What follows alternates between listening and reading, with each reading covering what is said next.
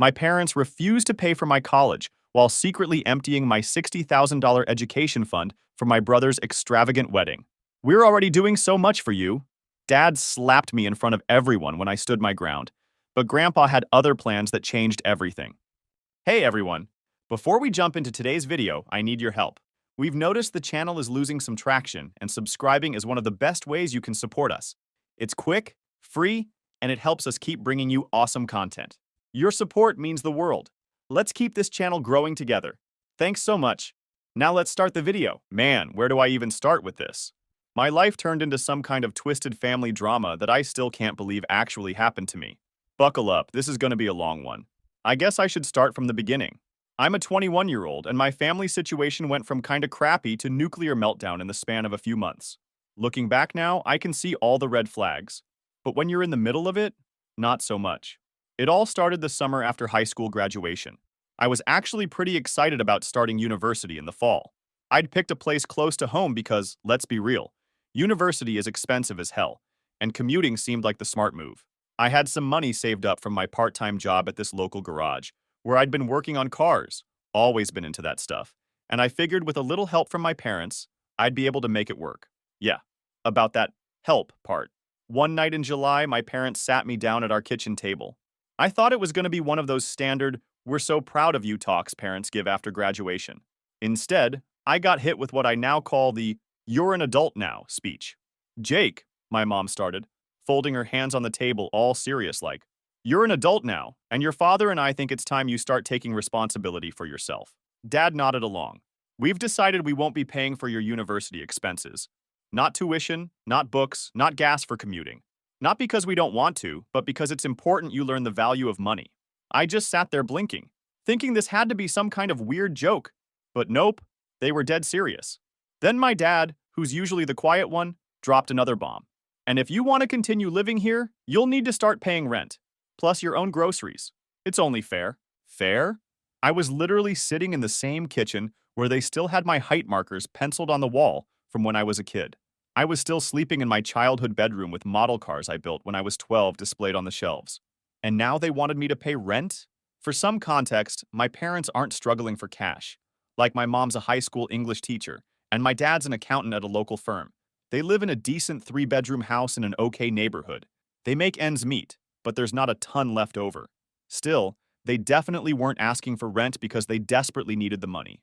This was clearly some twisted life lesson they decided I needed to learn, one they never bothered teaching Tyler. Meanwhile, my older brother Tyler, 25 male, has always been the golden child of the family. Football star in high school, good-looking, charismatic, the whole package. Everyone loves Tyler. Everyone. Especially my parents, who have never held him to the same standards as me. The thing about Tyler, though, he's useless when it comes to actual adult responsibilities. Since graduating college, which my parents fully paid for, by the way, he's bounced between like 6 different jobs, never staying anywhere longer than a few months because his boss was unbearable or the job was beneath him or whatever excuse he came up with that week. But there he was, living in our parents' basement rent-free whenever he was between apartments, getting constant handouts whenever he needed the latest iPhone or wanted to take his girlfriend Melissa, 24 female, on some fancy date. I should have stood up for myself that night at the kitchen table. Should have pointed out the massive double standard. Should have asked why Tyler got everything handed to him while I got slapped with rent. But I didn't want to cause a scene. Didn't want to be the difficult one. So I just nodded and said I'd figure it out. And figure it out I did, even though it nearly killed me. The next few weeks were a blur of panic and calculations. Rent wasn't outrageous. I think they set it at $400 a month, which was way less than I'd pay for an actual apartment in our area. But when you add in tuition, books, gas, groceries, phone bill, car insurance, it all added up so damn fast. I started picking up every extra shift I could at the garage. The owner was a decent guy who knew I was trying to pay for school, so he gave me first dibs on overtime. I was changing oil, rotating tires, fixing brakes. Basic stuff, but it paid the bills. Sort of. Moving out crossed my mind about 1,000 times. I even went apartment hunting with a buddy who was also starting at the uni. But rent in our area is completely insane. The cheapest 1-bedroom we found was still $1,200 a month, not including utilities. Even with a roommate, there was no way I could swing that and pay for school. So I made a deal with myself. I'd tough it out at home, keep my head down, save every penny I could, And the second I had enough money, I'd be gone. That became my driving force through all the bullshit that followed. The knowledge that someday I'd be free of them. Living at home quickly became a special kind of torture. My parents were relentless about the rent, sending me reminder texts 3 days before it was due every month, even though I was never late. Mom would literally leave post-it notes on my door. Rent due Friday. Like I could somehow forget the massive drain on my bank account. And all the while, they kept treating Tyler like he hung the damn moon. This one time, he maxed out his credit card, buying Melissa some fancy necklace for their anniversary, plus a bunch of designer clothes for himself. Instead of telling him to get his shit together, my parents just paid it off. I'm talking 3,000 plus of debt just wiped clean. That same week, I asked if they could maybe help me with my calculus textbook that cost $180. Jake, my mom said, you need to learn how to budget better. Tyler has different expenses than you. Different expenses? Like what? The cost of being the favorite child? Tyler wasn't exactly helping matters. He's not evil or anything, just completely oblivious to his privilege and kind of a dick about it. He'd constantly brag about the stuff our parents bought him, completely unaware that I was struggling to keep my head above water. One night, I came home after a 12-hour shift at the garage, completely dead on my feet, covered in grease and sweat. Tyler was sprawled on the couch playing some game on a brand new PS5. Dude, check it out, he said without looking up. Mom and Dad got this for me yesterday. The graphics are insane. You should get one. I just stood there, staring at him, thinking about how I just spent the last 12 hours under cars to make enough money to pay for one of my textbooks. Yeah, I finally said. Maybe when I don't have to pay rent. He just shrugged and went back to his game, the comment completely bouncing off him. That was Tyler in a nutshell, totally incapable of recognizing his own privilege or anyone else's struggles. I'd always heard people talk about how university was supposed to be this amazing time in your life. Freedom, parties, making lifelong friends, finding yourself, or whatever. For me, it was just survival mode from day one. My daily routine was brutal. Up at 6 a.m., out the door by 7, at university for morning classes until noon, then straight to the garage to work until 8 or 9 p.m. I'd get home, shovel some food in my face, try to do homework until my eyes wouldn't stay open anymore, then crash for a few hours before doing it all over again. Weekends weren't any better. That's when I'd catch up on assignments I couldn't finish during the week, or pick up extra shifts at the garage. I never went to parties, never joined any campus clubs, never did any of the normal university kid stuff. I just worked and studied, and worked. The garage job was decent most days. I liked working with my hands, and I was pretty good at it. The owner started teaching me more advanced stuff when he saw I had a knack for it, especially with older cars. But the physical toll was rough, always bent over engines, crawling under vehicles, lifting heavy parts. My back constantly hurt, and my hands were perpetually stained with grease that never seemed to completely wash off, no matter how hard I scrubbed. Then I'd come home and try to focus on differential equations or economic theory, with eyes that could barely stay open. There were nights I fell asleep at my desk, only waking up when my alarm screamed at me the next morning. My parents saw all of this. They watched me drag myself through the door late at night, exhausted and grimy. They saw the stack of textbooks I was working through. They knew how hard I was pushing myself. And their response? Don't forget the rent's due Friday. Or, we noticed the electricity bill went up this month. Are you leaving your lights on when you're not in your room? Meanwhile, Tyler floated through life without a care in the world. He'd score these random jobs that would last a few months. Retail at the mall, bartending, sales at a cell phone store, before quitting for some stupid reason. But somehow he always had cash for going out with his friends or buying crap for Melissa. I'd come home from a brutal shift to find him playing video games in the middle of the day, and Mom would be asking him if he wanted anything special for dinner. The contrast was so stark it was almost laughable. The financial stress was unreal. Even with all the hours I was working, I was constantly broke. There were weeks I'd open my bank app and just stare at the balance, $37.42, wondering how I was going to stretch that until my next paycheck. One particularly bad month, I realized I wouldn't have enough for both rent and my portion of the car insurance. I swallowed my pride and asked Mom if she could maybe cover my groceries for that week to help me out. She looked at me like I'd asked her to donate a kidney. Jake, she said slowly, like she was talking to a 5-year-old. We're already doing so much for you by letting you stay here. Letting me stay here? I was paying to stay there. In their house. My childhood home. The mental gymnastics she was doing to make me the burden and Tyler the blessing was Olympic level. I locked myself in my room that night and seriously considered just dropping out. What was the point of killing myself for a degree when the deck was so clearly stacked against me? But quitting would just prove them right, that I couldn't hack it, that I needed handouts like Tyler. So I pushed through, finishing the semester with decent but not great grades. Every night as I fell into bed, I'd remind myself, this isn't forever. Someday I'll be free of all of this. I just have to survive until then. Things took an even weirder turn when Tyler announced he was getting engaged to Melissa. They'd been dating for about 2 years, and suddenly they were planning this massive wedding like they were royalty or something. Melissa had always given off major bridezilla vibes, even before she had a ring. She was constantly posting on Instagram about dream weddings and creating elaborate Pinterest boards. But now it was official. She wanted the fairy tale wedding with all the bells and whistles.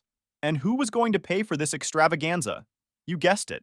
I started noticing my parents and Tyler huddled around the kitchen table, looking at wedding venues online or flipping through catering menus.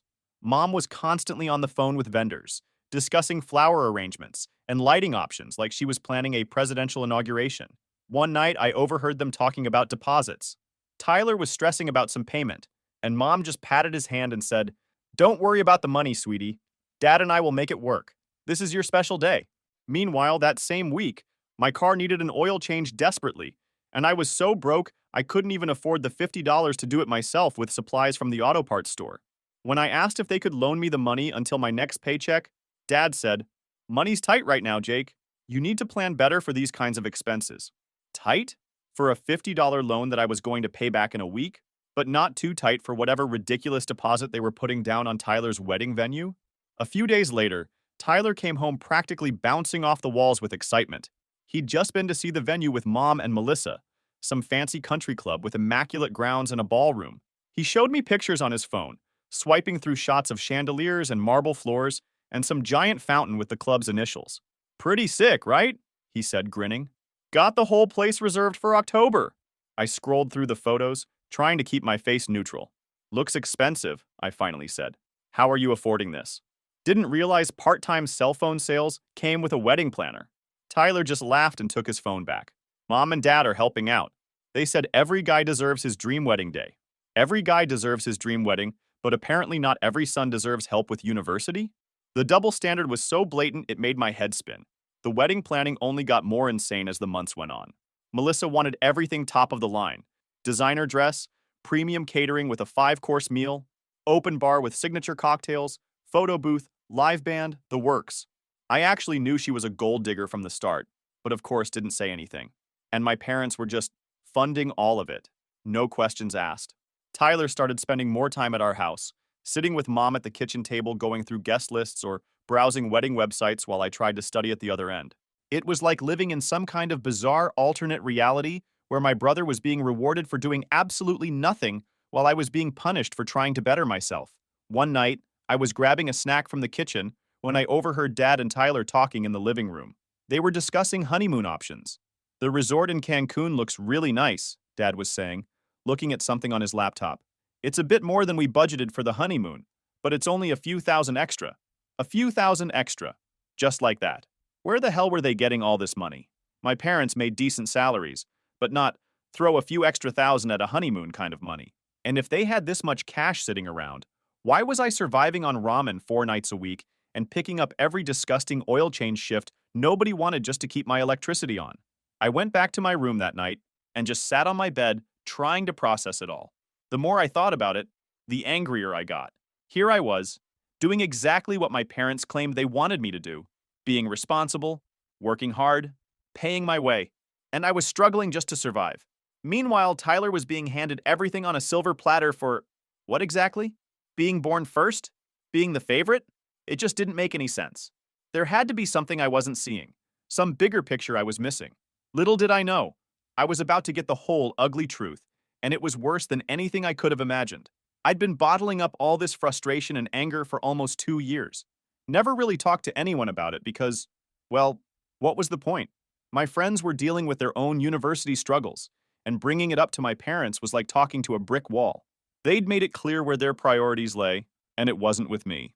But one night, after a particularly brutal week where I'd worked a 60-hour shift at the garage while battling a nasty cold, only to come home and find my parents had bought Tyler and Melissa matching Apple Watches as an engagement present, I just broke. I waited until I was alone in my room, then called my Grandpa Joe. Grandpa Joe is my dad's father, and he's always been the coolest guy I know. He owned this classic car restoration shop for about 40 years before he semi-retired. Growing up, I spent every weekend I could at his shop, learning how to sand down body panels, mix paint colors perfectly, and restore these beautiful old machines to their former glory. He was patient with me, never getting annoyed when I'd ask a million questions or mess something up. He never judged me or pushed me to be something I wasn't. He just let me be me. We hadn't talked much since he retired a few years back. He and Grandma had been traveling around the country in their vintage Airstream, visiting national parks and car shows. They'd only recently settled back into their old house, deciding they wanted to spend more time with family. I probably should have reached out earlier, but I didn't want to burden him with my problems. He was enjoying his retirement, finally getting to do all the things he'd put off while building his business. But that night, I couldn't hold it in anymore. I needed someone who would actually listen. When he picked up the phone, I felt my shoulders relax for the first time in forever. "Hey, kiddo," he said, his voice gruff but warm. "Long time no talk. What's going on with you?" And I just let it all out. Everything. How I'd been working myself to the bone while my parents made me pay rent. How they refused to help with my education but were throwing this lavish wedding for Tyler. How they constantly made me feel like a burden while treating Tyler like he hung the moon. I told him about the car maintenance I couldn't afford, the textbooks I had to buy secondhand with missing pages, the nights I'd gone to bed hungry because I couldn't afford groceries that week. He listened quietly, but as I talked about the latest wedding expenses, the honeymoon in Cancun, the designer dress for Melissa, I heard him make this weird noise, like he'd just figured something out. "Jake," he interrupted me, his voice suddenly serious. "Didn't your parents use the money I gave them for your education?" I stopped mid-sentence. "What money?" There was a long, heavy pause on the line. When Grandpa spoke again, his voice had changed. It wasn't angry, but there was a sharpness to it that I'd rarely heard before. "When you were 14, I set aside $60,000 for your university fund. I gave it to your parents to put in a special account for you. It was supposed to cover your tuition and expenses when you started school. Are you telling me they never mentioned this to you?" I felt like someone had just punched me in the gut. The world seemed to tilt sideways for a second as my brain tried to process what I was hearing. "What? They never said anything," I finally managed, my voice barely above a whisper. "Not a word. I've been paying for everything myself. All of it. Working myself half to death to cover tuition while they. I couldn't even finish the sentence. The betrayal was too raw, too fresh. Grandpa let out this heavy sigh. "Jake, that money was for you. I gave it to them because I wanted to make sure you had a solid start in life. I didn't want you to have to struggle through school like I did, if I'd known this is what they were doing." It took me a minute to fully process what he was saying. All this time I'd been told that my parents couldn't afford to help me with school, that they wanted me to learn independence and understand the value of money. But now I was finding out they'd had $60,000 specifically meant for my education, and they hadn't bothered to tell me about it. $60,000. That would have covered my entire community university tuition, with plenty left over for books, supplies, even transferring to a 4-year school later. I could have focused on my studies instead of working myself to exhaustion. I could have had a normal university experience instead of this endless grind. "They lied to me," Grandpa said, his voice now hard with anger. "They lied to you. That money was yours, not theirs. Not Tyler's. Yours." I couldn't speak. Part of me wanted to scream, to break something, but mostly I just felt numb. "What do you think they did with it?" I finally asked, barely able to get the words out. "I don't know," Grandpa said, "but I'm going to find out. And Jake, this isn't just morally wrong. What they've done might be illegal. That money was in a designated university fund with your name on it. If they've been taking it out for other purposes, especially bit by bit claiming emergencies to avoid penalties, well, let's just say I have a friend who's a damn good lawyer." Grandpa had always been the laid-back, easygoing type, but now he sounded ready for war. "Jake," he added, his voice softening a little, "you're not alone in this anymore. I'll handle it. You just focus on your studies for now, okay?" Hearing him say that made something inside me break open. For years, I'd been carrying everything on my own, thinking no one cared or even noticed. But now, finally, someone was in my corner. Someone believed me. Someone was going to fight for me. That night, sleep was impossible. My mind kept circling back to all the times I'd asked for just a little assistance, help with a textbook, covering groceries for a week, and they brushed me off. All the times Mom told me I needed to budget better, while they were out buying Tyler a new game console. And all along, they had $60,000 sitting in their pocket that could have changed everything for me. The more I thought about it, the more my numbness gave way to rage. But beneath the anger, there was also a tiny spark of something else. Hope. For the first time in years, I wasn't fighting this battle alone. Grandpa was on my side, and from the sound of it, he wasn't going to let this go.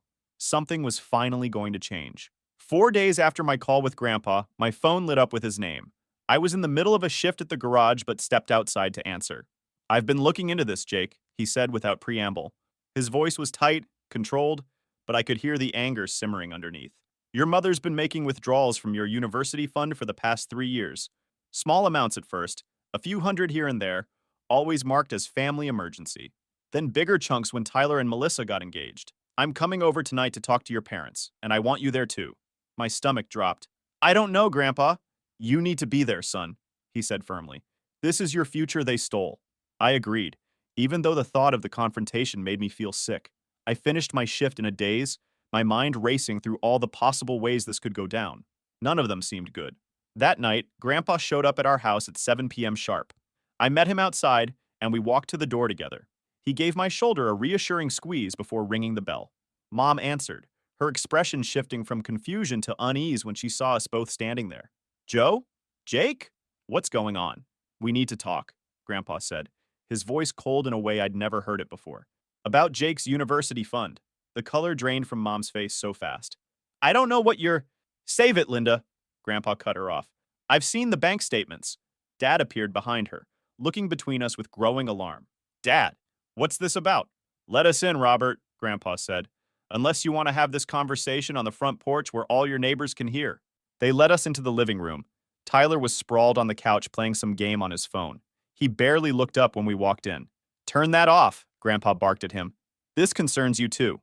Tyler rolled his eyes but put down his phone. "What's the big deal?" Grandpa pulled out a folder and slapped it on the coffee table. "The big deal is that your parents have been stealing from your brother for years. That $60,000 I gave them when Jake was 14, the money that was supposed to be for his education, they've been using it to fund your wedding and bail you out of trouble." Tyler looked confused, then turned to our parents. "What's he talking about?" My dad shifted uncomfortably. "Dad, you don't understand. We've had expenses." "Don't give me that crap, Robert," Grandpa snapped. "I've got all the withdrawal records right here. Family emergency my ass. Unless you consider buying Tyler a PlayStation 5 an emergency, or putting down deposits on wedding venues, or that trip to Cancun you've been planning."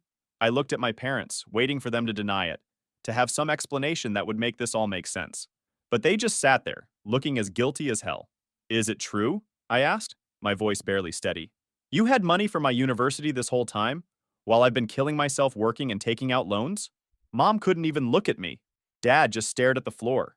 "Answer him," Grandpa demanded. Dad finally looked up. "We were going to pay it back," he said weakly. Tyler needed help with the wedding and what about what Jake needed?" Grandpa interrupted. "He's been working himself to the bone while you make him pay rent in his own home." "It's not that simple," Mom finally spoke up. "Tyler isn't as independent as Jake. He needs more support." I couldn't believe what I was hearing.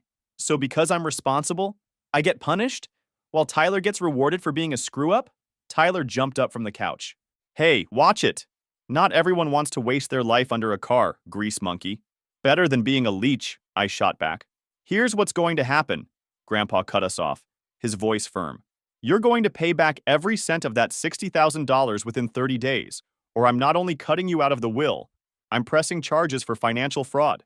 That money was in a designated university fund with Jake's name on it. What you've been doing is illegal. You wouldn't— That means we're going to cancel the wedding. We don't have that money." Mom gasped. "Try me," Grandpa said. "I've already talked to my lawyer. Those withdrawals you marked as emergencies to avoid the early withdrawal penalties? That's fraud, Linda. And you of all people should know better. Being a teacher who should set an example." "Wait, what?" Tyler suddenly looked panicked, jumping up from the couch. "Cancel my wedding? You can't be serious. Melissa will freak out. We've already sent the invitations." The room went dead silent for a moment. Then Dad suddenly stood up, his face flushed with anger. He turned to me. "This is your fault. You went behind our backs to your grandfather instead of talking to us like a man. I tried talking to you. For years. Every time I asked for help with school, you shut me down. You told me to be responsible, to stand on my own feet, while the whole time you were using my money to spoil him. We are your parents, Dad yelled, stepping closer to me. We decide what's best for this family. Not you. Not him. He jabbed a finger toward Grandpa. Best for the family? I laughed. You mean best for Tyler. That's when Dad lost it. His hand shot out and slapped me hard across the face, the sound cracking through the room like a gunshot. Everyone froze. My cheek burned, but not as much as the rage burning in my chest. I stood my ground, staring him down, daring him to do it again.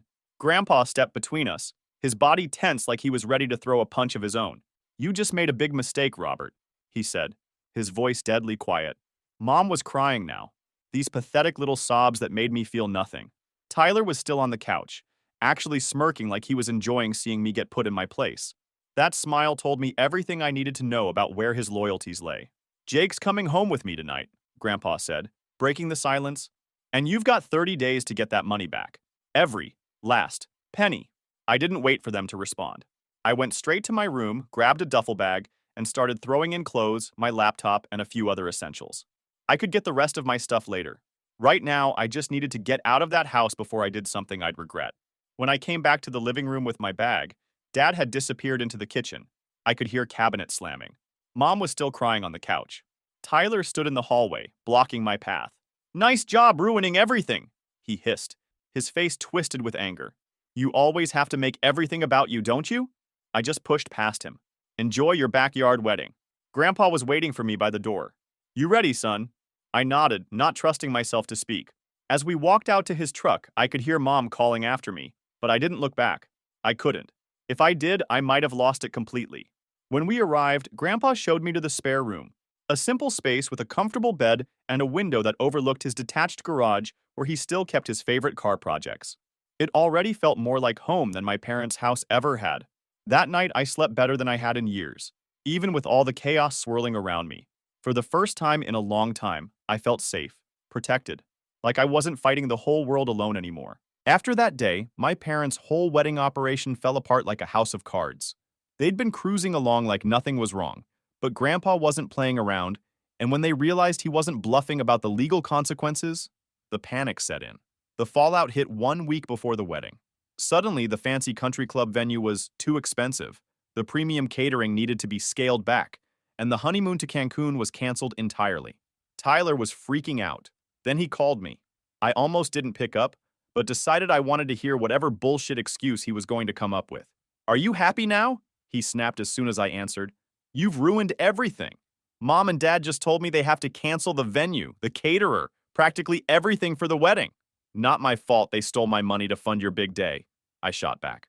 Look, bro, his voice suddenly changed. I didn't know about any college fund, I swear to God. If I'd known they were using your money, I would have said something. Yeah, right. I'm sure as hell he knew all along. If not, he's the one who suggested that brilliant idea. Because he's not exactly that stupid. The wedding's next week, man. Melissa's already freaking out. Her family's flying in from Chicago. Her grandparents booked non-refundable tickets. He was practically begging now. Can't you just let them pay Grandpa back after? Please? I'll owe you big time. The audacity was almost impressive. Not my problem, I said coldly. You want a wedding? Fine. You get a backyard barbecue and a Bluetooth speaker. If Mom and Dad repay the full $60,000, I'll pay for something modest myself. But it comes out of my standards, not theirs. He lost it. Started yelling about how I was ruining the most important day of his life. How Melissa's family would think they were trash. How I was just jealous because he was happy, and I wasn't. Are you done? I asked when he finally paused for breath. Fuck you! He spat and hung up. And just like that, the wedding didn't happen. At least not the fancy country club version they'd planned. Melissa was so pissed when she found out they'd have to scale back to a backyard ceremony that she called everything off. Apparently, she'd been bragging to all her friends about her perfect fairy tale wedding, and the thought of getting married in someone's backyard with grocery store cake was too much for her to handle. She broke up with Tyler 3 days before what would have been their wedding day. Most of the guests canceled, and Tyler was absolutely furious. He blamed me for everything, said I'd ruined his life because I was petty and jealous. Meanwhile, I was doing pretty well at Grandpa's place. He'd let me help out in his garage, where he still restored classic cars as a hobby. Working on those beautiful old machines was so much more satisfying than the everyday repairs I'd been doing before. He also started teaching me the finer points of restoration: how to match original paint colors exactly, how to refurbish interior upholstery, how to track down rare parts. It was like being a kid again, spending weekends at his shop, except now I was actually good at it. My parents tried reaching out a few times, but their messages were always about how I needed to stop this nonsense and come home so we can be a family again. Not once did they actually apologize for what they'd done. It was always about how I was tearing the family apart, never about how they'd betrayed me. I deleted their texts without replying. But Tyler wasn't done. A few weeks after the wedding disaster, Tyler showed up at Grandpa's place completely wasted. I was in the garage working on this gorgeous 1967 Mustang that a client had brought in. Grandpa trusted me enough to let me handle it myself while he went to get parts. Tyler staggered in, reeking of booze. "You ruined my whole life," he slurred, pointing at me. "Melissa's gone because of you." "Tyler, go home," I said, turning back to the car. "You're drunk." "Don't ignore me," he shouted, grabbing my shoulder. "You think you're so much better than me now, working with Grandpa on his precious cars?" I pushed his hand off. "Tyler, seriously, get out of here before you do something stupid." But he was too far gone. He looked at the Mustang, then back at me, and I saw something ugly cross his face. "Nice car," he said, picking up my keys from the workbench. "Let's see how it drives." Before I could stop him, he jumped in the driver's seat and started the engine. I ran after him, but he was already backing out of the garage. "Tyler, stop! That's a client's car." He just flipped me off and peeled out of the driveway. I called Grandpa in a panic, then the police. They found Tyler about an hour later. He'd sideswiped a parked car and scratched the hell out of the Mustang's passenger side before abandoning it in a mall parking lot. I pressed charges. I didn't want to, but that car was worth over $100,000 after restoration, and the damage Tyler did cost thousands to fix. Plus, Grandpa said it was time Tyler faced real consequences for once in his life. My parents begged me to drop the charges, saying Tyler was going through a rough time and didn't mean it. But I was done with their excuses. Tyler ended up with a DUI, had to pay for the damages, and got 100 hours of community service. As for the $60,000, my parents eventually paid it back, not because they wanted to do right by me, but because Grandpa wasn't bluffing about the will or the legal charges. My mom could have lost her accounting license if Grandpa had gone through with pressing charges for fraud. I used part of the money to finish university without working myself to death, and put the rest towards starting my own classic car restoration business with Grandpa's guidance. These days, I don't talk to my parents or Tyler at all. I cut them off completely after the Mustang incident. My business is doing well. Turns out there are a lot of people with classic cars who appreciate someone who does quality work. Grandpa's my partner now, teaching me all the tricks of the trade he's learned over the decades. Sometimes I think about how differently things could have gone if my parents had just treated me fairly from the start. But then I remember that if they had, I might never have ended up where I am now, doing what I love, surrounded by people who actually give a damn about me. So I guess in a weird way, their shitty parenting led me to something better. Still doesn't mean I'll ever forgive them, though, because that slap still hurts.